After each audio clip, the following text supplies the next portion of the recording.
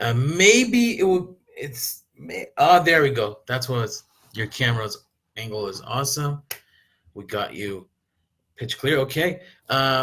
Greetings. Welcome to our room. And um, uh, if you have any words to our audience. Well, simply that I'm absolutely delighted to be here on an occasion like this. I'm very much looking forward to the discussion. Okay, thank you so much. It's an honor for us to have you. If I may, I will give a very brief introduction of you and your resume to our audience in Persian, and after that, we'll start with your presentation. Very good. Okay. Uh, آقای پیتر اینواگن پروفسور پیتر اینواگن استاد فلسفه در دانشگاه نوتردام آمریکا هستن و و جزء تو فیلسوفان معاصر پر سایتیشن ترین تو فلاسفه هستن و همیشه مقالاتشون سایتد میشه و بهش رفرنس داده میشه و حالا ایشون به صورت خاص اون چیزی که بیشتر روش کار کردن که بحثای متافیزیک هستش و حالا اون در واقع دانشنامه استنفورد هم که حالا در باب مسئله متافیزیک هم پیتر اینواگن نوشته و به فارسی هم ترجمه شده به ترجمه یاسر پور اسماعیل و حالا تو فلسفه ذهن، فلسفه تکامل، فلسفه دین ایشون تو وریشن زیادی پابلیکیشن های مختلف داشتن. So yeah, Peter, we're all eyes and ears for you and can't wait to listen to your presentation. Okay, we're actually earlier than we were supposed to start. I'm happy to start now, but is that all right for your schedule if we start right now? Yeah, exactly. Yeah. Okay. Well, this paper is rather short, which will leave us more time for discussion than a longer paper would have. And I hope this time will be filled. In support of this hope, let me say this paper is deliberately provocative, both in content and in style. Now, in what follows, I will assume that there are two and only two ontological categories.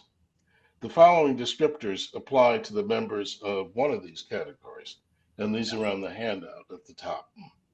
Substances, concrete objects, causal objects, that is, objects that can be neither agents nor patients, and objects that can be agents or patients, individuals, and particulars. It's not my position that these five terms are synonymous. I contend only that they are coextensive, and that the members of their common extension are syncategorial, that is, that they are members of the same ontological category. And finally, substances and the rest are the only members of this ontological category. That is, for any x and for any y, if x is a substance and x and y belong to the same ontological category, then y is a substance. For any x and for any y, if x is a concrete thing and x and y belong to the same ontological category, y is a concrete thing, and so on, and so on. Then the following descriptors, the ones in the right-hand column, relations, universals, abstract objects, non-causal or anetiological objects, are similarly related. I will say that I count propositions and properties as special cases of relations. A property is a one-term or singular relation, and a proposition is a zero-term or nullary relation. Relations exist necessarily, and as the designation non-causal object is meant to suggest, they do not enter into causal relations. They can be neither agents nor patients. Everything is either a substance or a relation, and nothing is both. Substances are not ontologically grounded in relations, and relations are not ontologically grounded in substances. The only constituents of substances are their parts, parts in the strict and mereological sense. Every part of a substance is a substance. Among substances, there are physical substances. A physical substance is a substance such that the concepts of physics, for example, mass, charge, energy, angular momentum, moment of inertia, apply both to that substance and to all its parts. Among physical substances, there are living organisms. Among living organisms, there are animals. Among animals, there are human beings, members of the species Homo sapiens.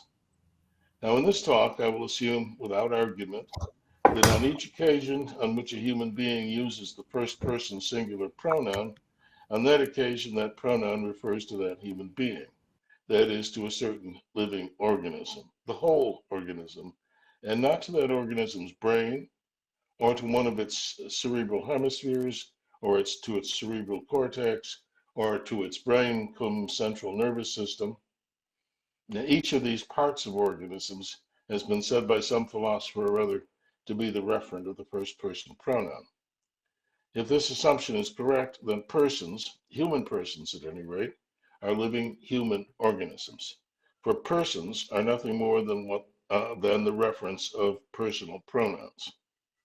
Now here's a brief aside. That statement is somewhat parochial, for it is not difficult to imagine languages without personal pronouns, and no doubt there actually are such languages. The Latin sentence amo uxori means I love my wife, and yet it contains no pronouns, personal or otherwise. There are Latin personal pronouns, but I should be surprised if there were no languages that dispensed with pronouns altogether. Languages that are not only without pronominal subjects, but pronominal direct and indirect objects, and without reflexive or possessive or relative pronouns as well. I have a vague recollection that Iroquois is such a language, but I speak under correction. Here I can say no more that my statement, persons are nothing more nor less than the reference of personal pronouns, needs work. Not because it is false, which it is not, but because it is parochial and that it appeals to a feature of Indo-European languages that is unlikely to be a feature of all languages. End of aside. I will call properties that entail the property being conscious mental properties. More exactly, X is a mental property just in the case if at any time a substance has X, then necessarily there is a time at which that subject is conscious. Thus, the definition does not rule out, for example, a woman's having the mental property loving her husband when she is in a medically induced coma, and it allows the property harboring a deep subconscious hatred of one's father to be a mental property. Now, I should say that mental property, as I'm using the phrase, is a term of art, and thus need not correspond to ordinary usage. And in fact, it does not. For example, on the reasonable assumption that a thing cannot be a chemical engineer unless at some time it is conscious, the property, being a chemical engineer who weighs 70 kilos and owns a Lexus, is a mental property according to the definition I have given. This consequence and all other consequences of the definition are consistent with the use I shall make of the phrase mental property. Now, mental properties, whatever else they may be, are properties, and that means they are necessarily existent. Consider, for example, the property believing that the speed of light is the same in every reference frame. Let's call it L for light. It may be possible for L to be uninstantiated. Atheists will certainly think so, but it's not possible for it not to exist. For if it is possible for L not to exist, there is a world, W, accessible from the actual world in which L does not exist. And if L does not exist in W, then the proposition that L is instantiated does not exist in W. And if the proposition that L is instantiated does not exist in W, then no possible world in which that proposition is true exists in W. And if no possible world in which that proposition is true exists in W, the actual world does not exist in W. Therefore, if L does not exist in W, the actual world is not accessible from W. But W is accessible from the actual world, and therefore, if there is a world in which that property, that metal property, does not exist, the actual world might not have been possible. And it cannot be that the actual world might not have been possible for the proposition that whatever is actual is necessarily possible. Essentially, the characteristic axiom of the weak modal system B is a truth of reason. If everything is either a substance or a relation, there is nothing for the term mental state to apply to but mental properties. And that means that mental states, if anything deserves that appellation at all, are abstract objects and are therefore necessarily existent and incapable of entering into causal relations. Now, it might seem absurd to proclaim that your and my present mental states existed billions of years ago and would have existed in a lifeless universe. And it might seem that if mental states are without causal powers, then epiphenomenalism follows. As to the former point, I'm not wedded to the term mental states. I have said only that if one insists on using this term, there is nothing for it to note but certain necessarily existent abstract objects. As to the latter, I would say that epiphenomenalism lacks a precise definition, but that in the absence of one, I can at least say that I'm not privileging the role of physical states over the role of mental states in the economy of human action. For there is nothing for physical states to be but physical properties, properties that entail the property being a physical substance. And physical states are therefore no more items with causal powers than are mental states. That's hardly an absurd thesis. Consider, for example, a poker that has been taken out of the fire and is hot enough to scorch paper. The property being hot enough to scorch paper is a causal power. I must say that causal powers are certain properties, for there is nothing for them to be but physical properties. It does not have the property being hot enough to scorch paper. That causal power does not have causal powers. It is a causal power. It is the poker that has causal powers. It is, for example, the poker that is hot enough to scorch paper. The property being hot enough to scorch paper is not hot enough to scorch paper. But although I do not privilege physical states over mental states in the causal economy of our nature, I do privilege physical substances. For I have said that we human beings, we human persons, are physical substances. And I have said, quote something I said earlier, a physical substance is a substance in that the concepts of physics, mass, charge, energy, angular momentum, and the rest apply both to that substance and to all its parts. And I have said, the only constituents of substances are their parts, parts in the strict and mereological sense. Every part of a substance is a substance. And I have said, everything is either a substance or a relation. It is thus not open to me to say everything, to say I am a physicalist, but not to worry, for I am a reductive physicalist, not an eliminative physicalist. I believe in mental events, all right. I simply believe that mental events are also physical events. It is not open to me to say that, for my position implies that there are no events of any description, physical or mental. That is, events would be neither substances nor relations. I do not deny that when one puts a poker into the fire, the poker soon becomes too hot to touch. But what is the ontology of that little narrative? Let us grant that the poker exists. That's something I'm willing to grant in any context, but the discussion of the ontology of physical objects, which is not this discussion, excuse me, lost the place. And let us grant that the property being too hot to touch exists and that moments of time exist. So we have the poker, we have the property. When the poker is first put into the fire, it does not have the property, although it soon will at a certain moment, noon, let us call it, is the earliest moment at which it has that property. So we have these three items. These are listed on the handout. You have the item, the poker, the property being too hot to touch, and the moment, noon. Consider those phrases. They have reference. But does this term have a reference? That's the next one. The acquisition of the property being too hot to touch by the poker at the moment, noon. I say not. And that illustrates what I am denying when I deny the existence of events, the existence of the fourth item. Of course, in ordinary everyday discourse, I'm perfectly willing to say things like, the sequence of events that led up to the reactor meltdown needs to be carefully investigated, just as I am willing to use terms like poker and reactor in ordinary discourse. But if you press me, if you threaten to turn ordinary conversations into metaphysical disputations, then I shall fall back in what in material beings I called a language of refuge. In the case of the artifactual items, the language of refuge comprises neologisms like arranged poker-wise and arranged reactor-wise. In the case of event terms, it will consist of paraphrases of event talk in terms of substances, properties, and times.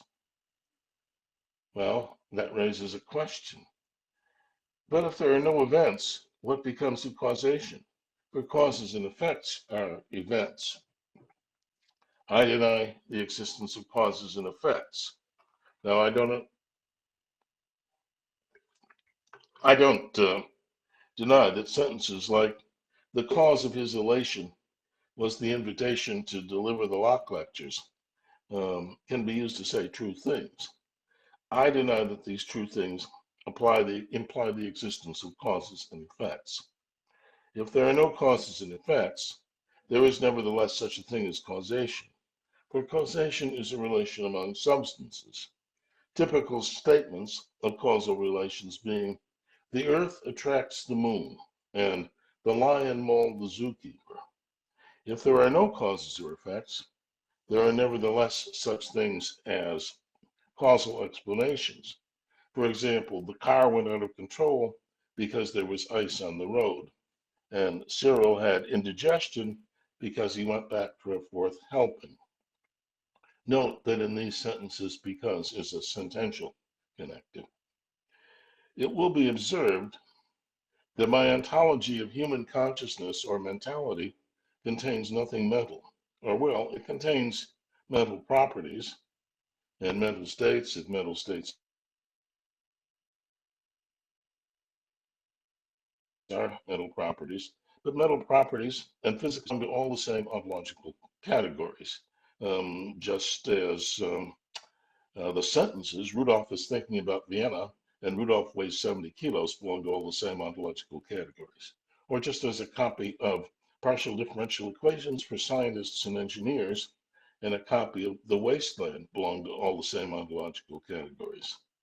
Such properties as being lost in thought and having a pain in one's left elbow would exist if there were no sapient or sentient beings, just as the properties being made entirely of gold and having a carbon-based metabolism would exist if there were no matter.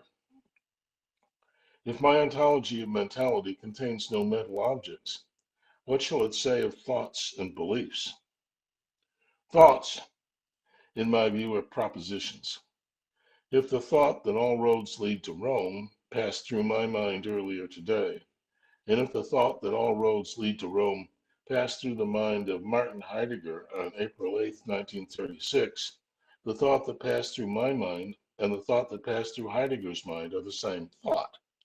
That is, the two thoughts are literally identical. Heidegger and I, if we are indeed so related, are the proverbial two minds with but a single thought. Or consider George Orwell's comment on these lines of Kipling. Kipling had written, down to Gehenna or up to the throne, he travels the fastest who travels alone. Commenting on that verse, Orwell writes, there is a vulgar thought vigorously expressed. It may not be true, But at any rate, it is a thought that everyone thinks. Sooner or later, you will have occasion to feel that he who travels the fastest travels alone. And there the thought is, ready-made, and as it were, waiting for you. Excuse me. The thoughts of Chairman Mao, or anyone else's thoughts, as I conceive them, are Fregean thoughts, Gedanken, abstract objects, things that are neither agents nor patients, things each of which exists at all times and in all possible worlds. And if this thought, the thought that passed through both our minds, Heidegger's mind and mine, is a proposition, it is, of course, the proposition that all roads lead to Rome. The proposition expressed by the English sentence, all roads lead to Rome, and the German sentence, alle Wege führen nach Rom. But this thought does not depend for its existence on the existence of those English and German sentences. For all I know, that same thought, may once have been entertained by someone who spoke only Coptic or only Basque. The only connections between that thought and, for example, the English language are first that proposition, which would have existed if William of Normandy had never invaded England, and indeed if there had never been any human beings, happens to be expressible in English. And secondly, it is not expressible in various other languages. For example, not in Hittite or Minoan, since there's no word for Rome in either of those languages. I'm acutely sensible of the fact that many philosophers will tell me that I'm guilty of an elementary confusion, the confusion of type and token. What passed through my mind earlier today, I shall be told, what I entertained was not a proposition, not the proposition that all roads lead to Rome. It was rather a thought token whose content was that proposition, and that what passed through Heidegger's mind in 1936 was an earlier token of the same type. I am, in fact, likely to be told that even the thought type, all roads lead to Rome, is not the proposition that all roads lead to Rome. After all, my imaginary critic will observe, thoughts are mental representations, not abstract things like propositions. Propositions are the content of those mental representations. If a thought has the proposition P as its content, it represents the world as a world in which P is true. And whatever the relation between thought types and propositions may be, thought tokens can certainly not be propositions. How could a proposition pass through one's mind? A thought token is an episode, an event, and propositions are, as I have explicitly conceded, timeless things. I would say, however, that what happens, all that happens, when the thought that all roads lead to Rome passes through one's mind, is that one momentarily stands in a certain relation, entertaining is as good a name for it as any, to the proposition that all roads lead to Rome. When the elementary particles that compose one stand in certain relations to one another, that is sufficient for one standing in the entertaining relation to the proposition that all roads lead to Rome. There is, I say, nothing there. There is no concrete thing involved in this episode, but a human being and various of that human being's parts. The case is strictly parallel to this one, logically parallel. A 1-meter metal bar is placed in a hot oven. In due course, having reached thermal equilibrium in its new environment, the length of the bar settles down to 1.01 meters. At some intermediate moment t, its length was 1.005 meters. That is to say, at t, it bore the relation having to the property being 1.005 meters long. When the elementary particles that compose the bar stand in certain relations to each other, that is sufficient for its having the property being 1.005 meters long. There is nothing there. There is no concrete thing involved in this episode, but the bar and the particles compose it. If someone were to say that if 2 bars are 1.005 meters long, then each of them has a token of the property being 1.005 meters long that is peculiar to itself, I should have no reply to make, other than an incredulous stare. Of course, belief in property tokens or property instances or tropes or accidents or whatever you may choose to call them is common enough among philosophers. On that issue, those philosophers and I must part company.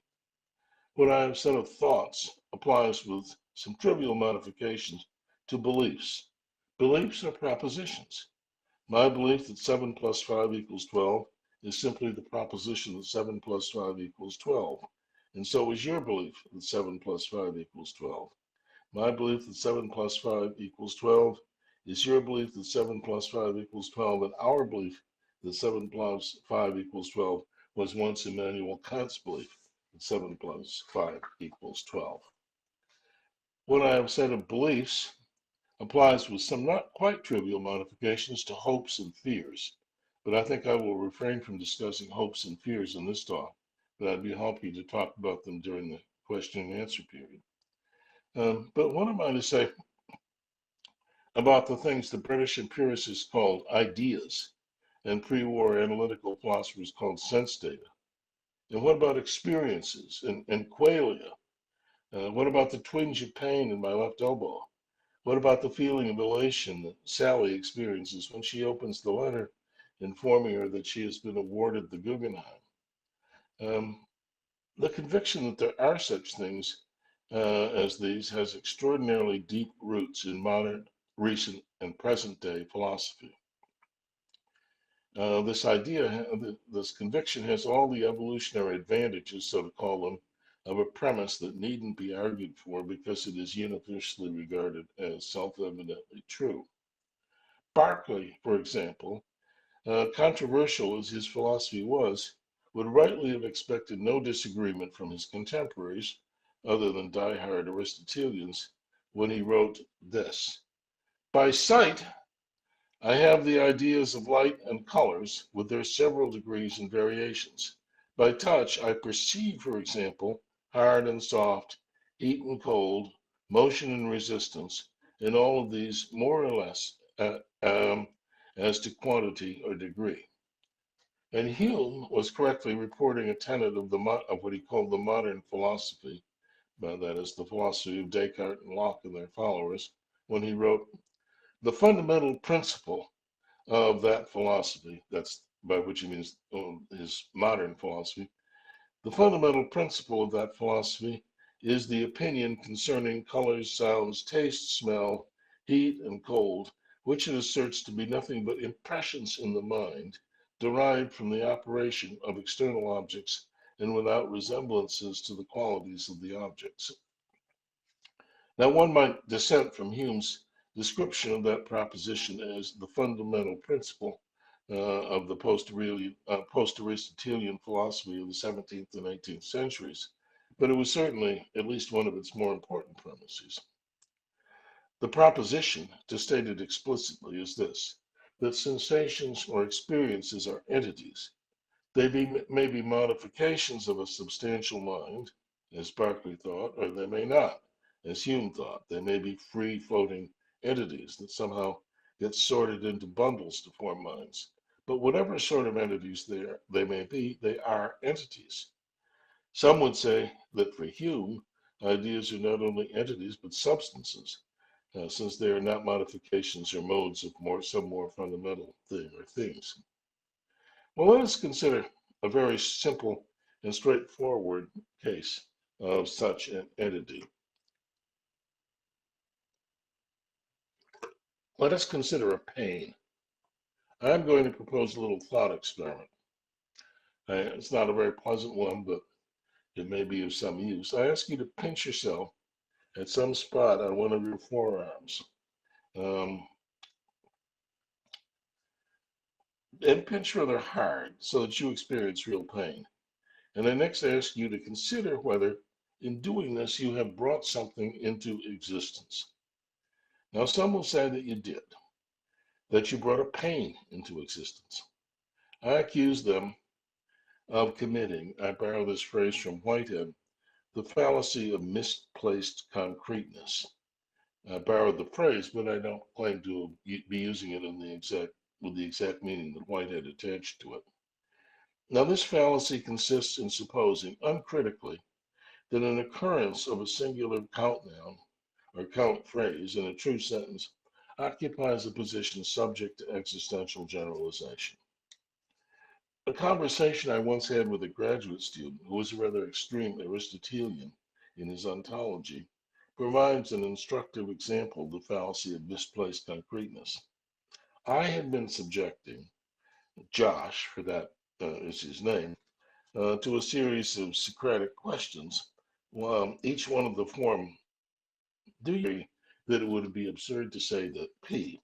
And I had been frustrated by his responding to each of my questions by saying, no, that's not absurd. In fact, it's true, or words to that effect. Finally, I asked this, look, I just placed 2 coins on the table. Now, observe, I bring them into contact.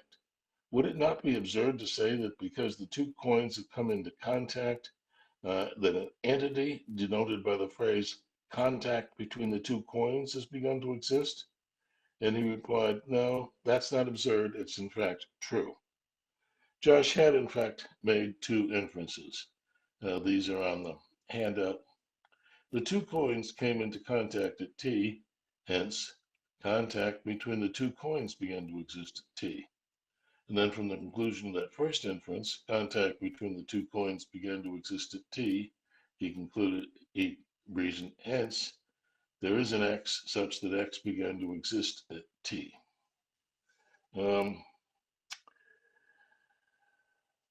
I represent the fallacy of misplaced concreteness as comprising 2 inferences for a reason that is best explained by example.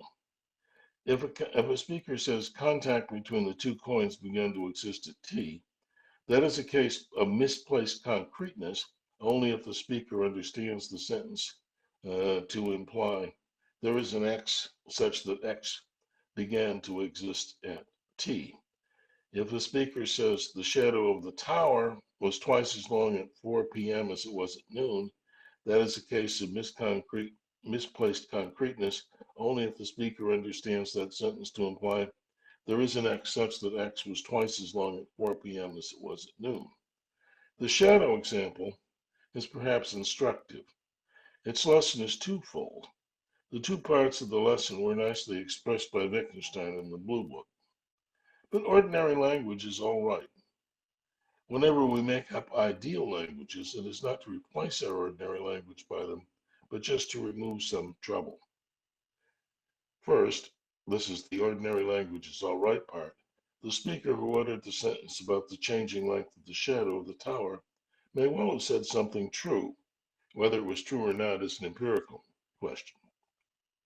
Secondly, and this is to remove some trouble, there was almost certainly nothing in the vicinity of the tower that satisfied the open sentence, X was twice as long at 4 p.m. as it was at noon. There was simply nothing there but sunlight and the tower and the surface of the earth. What happened was that because of a difference in the angle of incident sunlight, different portions of the surface of the earth were in the shade of the tower at noon and at 4 p.m. Now I contend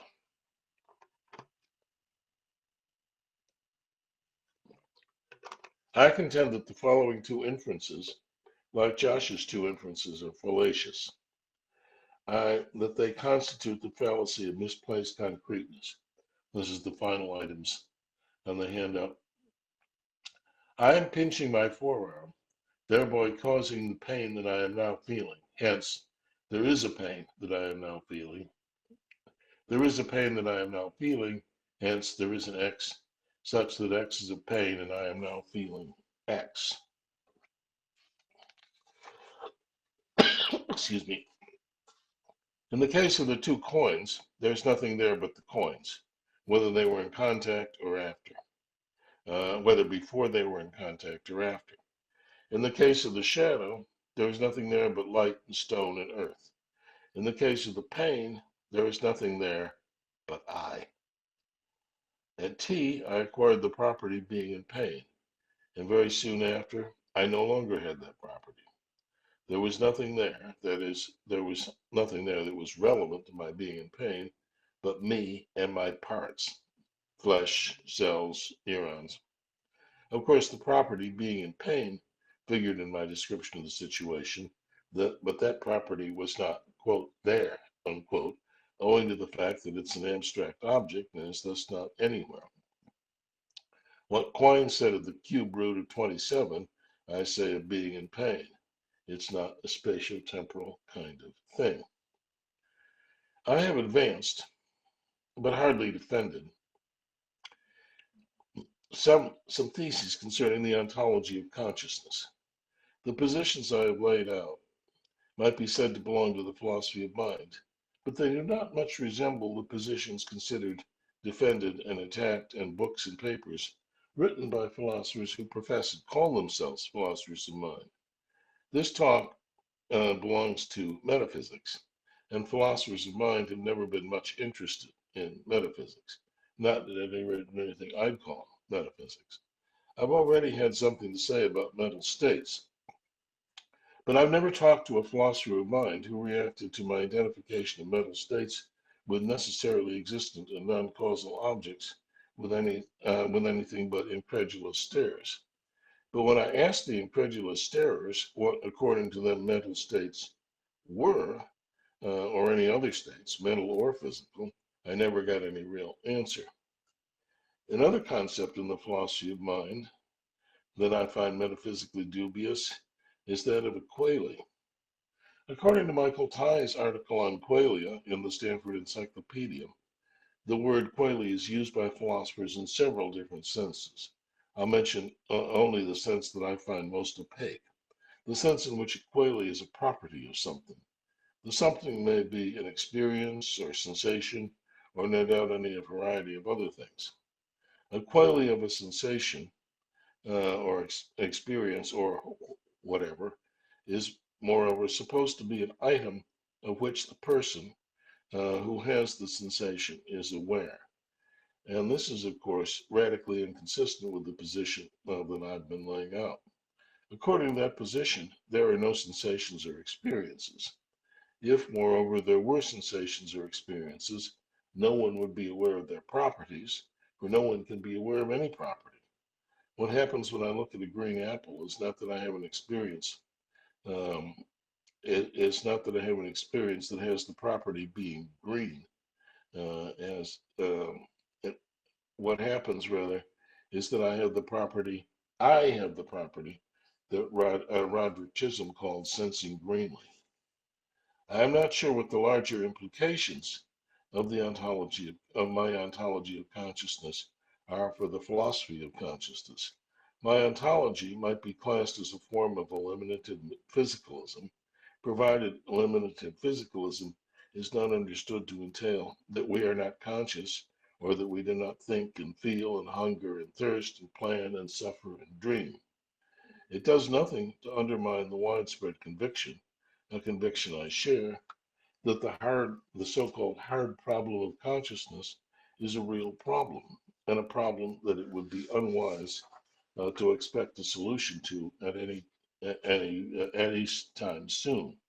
That is, the ontology I presented does not prevent the adherence of the view that the hard problem of consciousness is a real problem, and it doesn't prevent the adherence of my ontology, and I'm probably the only one, from raising questions like these.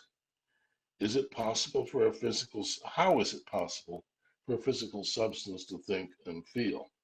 And a person who looks at a green object, that is an object that re-emits incident light in wavelengths that fall principally in the 495 to 570 nanometer range, will sense greenly. Why is that? Why does incident light produce that particular sensation or cause us to have that particular property? I doubt whether adopting this ontology will be either a help or a hindrance to the standard or garden variety philosopher of mind. I doubt, but it's not impossible. In any case, the purpose of this talk has not been to aid in philosophical investigations of mind or mentality or consciousness, and it certainly hasn't been to hinder them. My purpose has been simply to provide an ontology of mind and consciousness. reflection on the fact that it is highly probable that I am the only philosopher who accepts or ever will accept this ontology saddens me, but really only a little. And that's the end of the paper, and thank you very much for your attention. I'll be happy to take any questions you may have. Thank you, Professor Inwagen. We as you were talking, we had your handout too, and we send the handout to our audience beforehand. So, and really precise and exact arguments, and love to hear the questions and have some discussion. عايزان که سوال دارن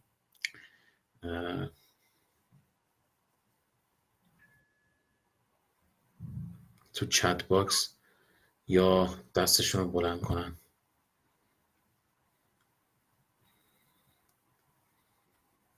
I think I just see the chat box from the previous speaker now. Yeah.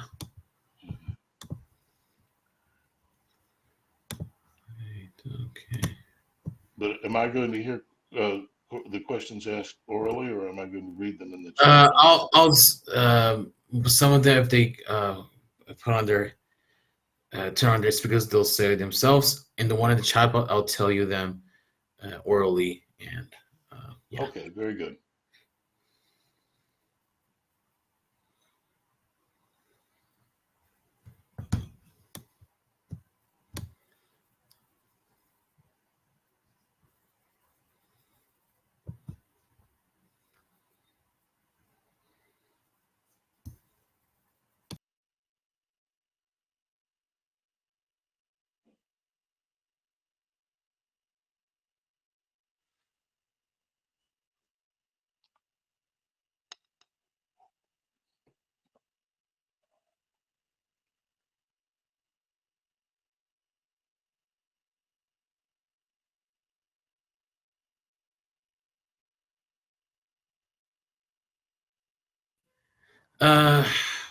Mr. Legenhausen has, and you're welcome coming here, and greetings to you. He's asked that, do facts exist? Are they relations? I would say that facts are true propositions. So yes, facts are relations because propositions are relations. For example, the fact that I'm in Chapel Hill is just the proposition that I'm in Chapel Hill.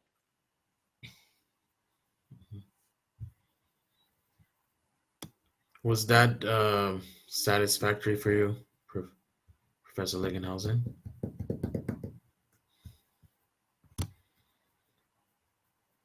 But many take facts to make propositions true. That's his response. Well, I would ask what a fact is then. What is it? I would think that it was substances that make the proposition true, or the world, reality as a whole. So take the proposition that meter bar, I used an example, is 1.005, the metal bar is 1.005 meters long. I would suppose that what makes that proposition true is the bar.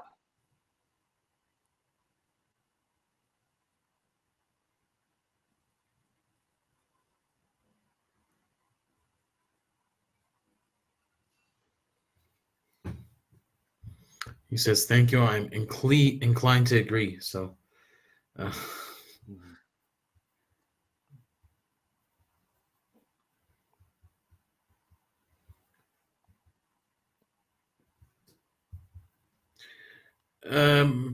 Professor Inwagen, let me ask my question. What do you think of your argument of the ontology of consciousness? What do you think of the consequences of your argument in AI research?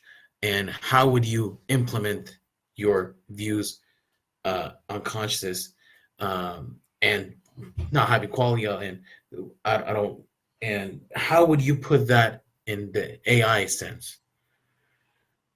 I'm not sure it has any consequences for AI. It might have some consequences in the exact language you use to describe the result. Probably my philosophy of material objects is put forward in material beings has significant implications for AI. It's just that the philosophy of the ontology of consciousness that I presented today is so very abstract that it's probably consistent with almost anything done in science. What it's inconsistent with is, I think, various things said by philosophers of mind, philosophers of perception, epistemologists, and so on. I hope I'm not seeming to evade the question there, but a lot would depend on. Well, suppose you think you're having a conversation with an AI system. What exactly is it that you think you're having the conversation with, in the broadest sense of what is it? Are you talking with the hardware that implements the AI? Are you somehow talking with the AI with the software that embodies that AI? I would say that it better be that you're talking with one of the computers that embodies it. Except, of course, there may not be any particular computer that embodies it. It might be flashing back and forth. The causes of what you're hearing might be flashing back and forth between about 500 workstations all over the world. So it would be difficult to answer questions like that. But maybe in order to talk a little more directly to that question, I'd want to have the question asked in a little more detail. If more detail is possible. I mean, in a sense of, I don't want to go into a concept like singularity, just a matter of the possibility of AI having consciousness or mental states. Let's put it at that. Well, and we would want to ask, what is it that is conscious? When you say AI being conscious, what are you using AI to refer to? Is it again hardware, software, some combination of them? If you want to say, it doesn't matter. Just like AI in general, I had nothing specific in mind. But like, yeah.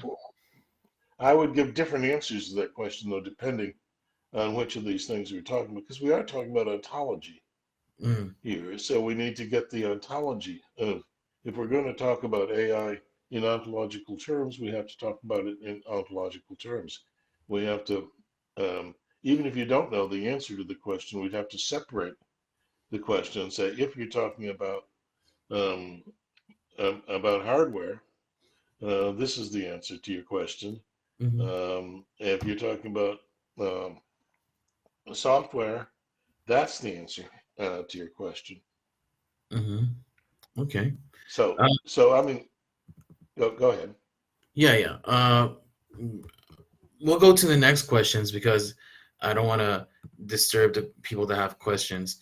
Parsa has asked that, does God have mental states and consciousness?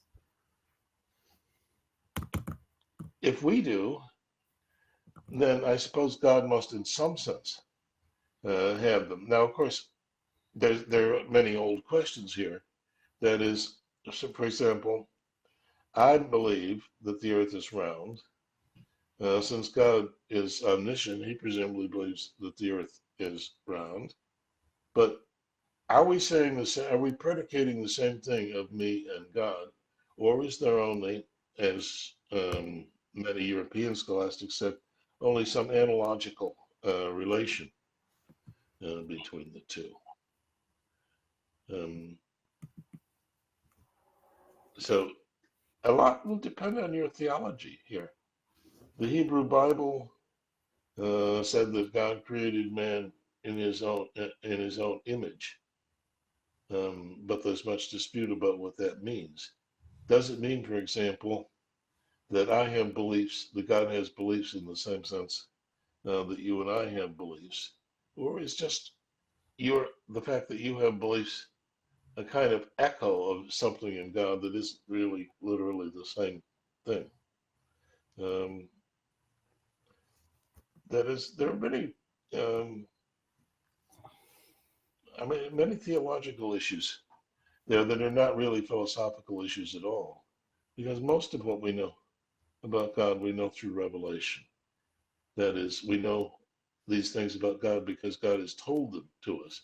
But then people hear God's voice in different ways, so they disagree about what God has told us about himself. Do you see what I'm saying? That is, we would need to agree about theology before we could even discuss that philosophical question. Okay. Our next question. He has asked that. Thank you, Professor. Are you designated to irreductionist physicalism? Is that true? And what point is it different from Chalmers naturalism? Well, first of all, when I'm a physicalist, I'm just a physicalist about our little part of the created world. Of course, I believe in God and angels and so on, and they're certainly not physical. I just saying that I believe that we are physical. Now, as to Chalmers, you remember Chalmers is a panpsychist. I have no sympathy with panpsychism, although I suppose panpsychism would be consistent with everything I said today. But I mean, Chalmers is a naturalist in that he believes the natural world is all that there is, whereas I believe that the natural world is very far from being all. Excuse me. There was a lovely picture in a long discourse written by a 14th century Christian mystic, in which she has a vision called the vision of the hazelnut, in which she sees God holding a little thing in his hand, and that little thing, it was round as any nut, she said, and it was so small that she felt so sorry for it. She couldn't see that this thing was so small. How could it even continue to exist? And then it was told to her that the name for that little thing in God's hand was all that is made. And of course, that's what I think all that is made is practically nothing compared with the maker. That's hardly something Chalmers would agree to. Mm-hmm. Our next question is, you have written in the book on the materialistic ontology of humans, according to identity theory. How is it? I can see only one answer to this question that has any hope of making sense in metaphysical meaning. Mental changes in a material substance in a set of things, one and all, are the same as physical changes in that substance. That mental variations in a substance are a subset of the physical class. What changes are there in that material except mental and physical changes? I have thought a lot about this view from your presentation today. It seems that there is still complexity to answer this question, isn't it? Yes, well, that's a very That's a very good question, and I'm afraid you're going to find the answer to it a little disappointing. You ask about the relation between mental changes and physical changes in physical substances, and I would have to ask you what a change is. A change, I would seem, is just an event, and I have denied the existence of events. This is why I said I can't say, just as I can't say that mental events really are a subclass of physical events, I can't say that mental changes are a subclass of physical changes because those are both the empty class. There just are no changes of either sort. There is, of course,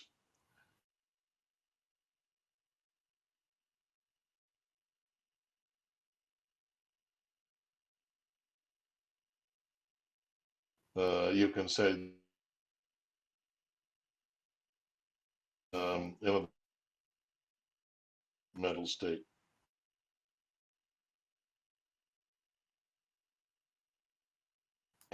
Um, way to work identity into that. I'm willing to say if a if something is in a certain mental state at a certain time, that supervenes on its physical state at that time. I mean, I'm talking about if it's a material thinker in the first place, its mental properties will supervene on its physical properties. I'm willing to say that much, but that's not an identity thesis. Mm-hmm. Thank you. Another question that uh, can we can we reach to realistic proposition from unrealistic propositions? I don't. So, I don't. Yeah, he's someone has written in the chat box this and ZKK and you haven't written. آقای خانم ZKK اگر سوالتون مثلا میخواین باز کنید یا مثلا میکروفون رو بهتون بدیم.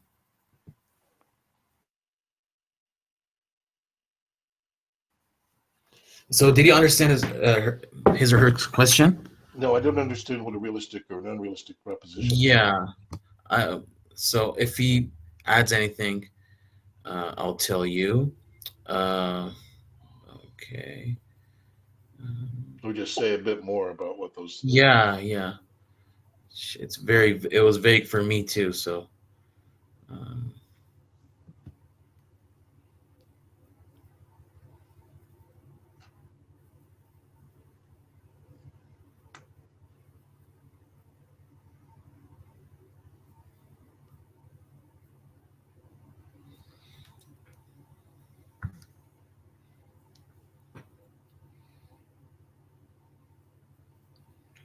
Um, Professor, maybe another question I would like to ask is that you still, in your paper, you refer to that you still believe that the hard problem of conscience is a real problem, but in a way, I just it didn't fit into me in your argument that in all of what you said, you still believe that the hard problem of conscience is a real problem.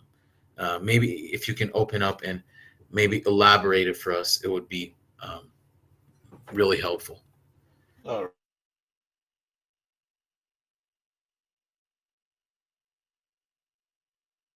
right. Mental problem, and we have physical substances. How is it possible for physical substances to have mental properties? I mean, there's no ontological um, difficulty there. There's no logical or ontological difficulty. But how mental properties, though, why should a certain way of putting substances together into larger substances, why should a physical substance, however complex, have mental properties? And furthermore, why these mental properties? So I look at a green apple and hold it before in the hand. I have a certain property sensing greenly, as Chisholm would call it. Why am I having that property and not sensing redly when I look at the apple? I mean, we know all about, we know a lot about the physics and physiology of perception, but none of it explains why we have that property rather than some other color sensing property. This is just the hard problem of consciousness in slightly different words, I think.